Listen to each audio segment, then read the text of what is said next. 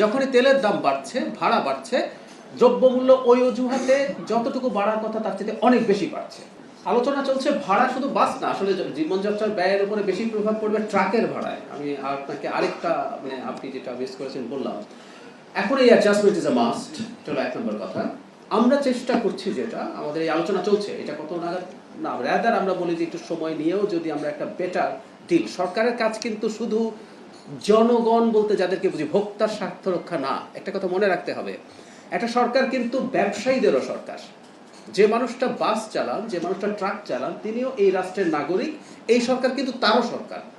সুতরাং তিনি তার উপরে এমন কিছু করা ঠিক হবে না যাতে তার ব্যবসা না হতে পারে। এটা হলো 1 নম্বর কথা।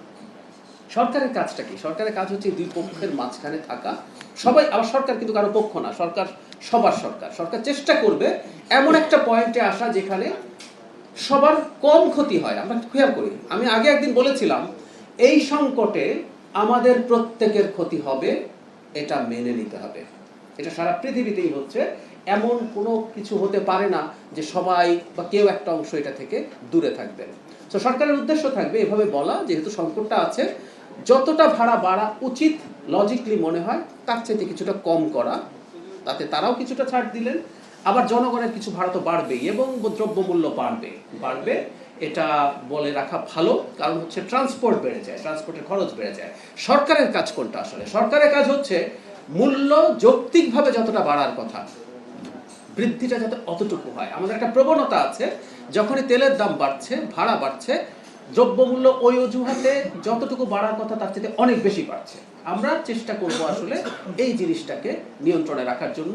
জনগণকে আবারও বলছি, কিছুটা কষ্ট করতে হবে, প্রত্যেকটা মানুষ কষ্ট করছে। তবে আমরা যে চেষ্টাটা করে যাব সেটা হচ্ছে সবচেয়ে ভালনারেবল যে মানুষগুলো, সরকার যেটা করতে পারে, কিছু কিছু চাপ কারো জন্য, ওই যে আমি বলে ফেললাম যে কষ্ট হবে সহ্য করে, এটা সহ্য করা সবার জন্য সোজা না।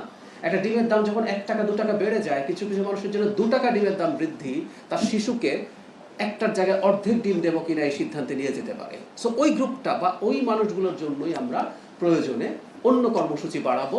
আমাদের তো অলরেডি ফ্যামিলি কার্ডের তো একটা স্টেপ হয়েছে, এটা পাইলট। আমরা এই বাজেটের পর একটু বলে রাখি একটা কথা, এই বাজেটে আমরা 40 লক্ষ মানুষকে নতুন ফ্যামিলি কার্ড দেব, যাতে প্রায় 13 থেকে 14 হাজার কোটি টাকা বরাদ্দ হবে।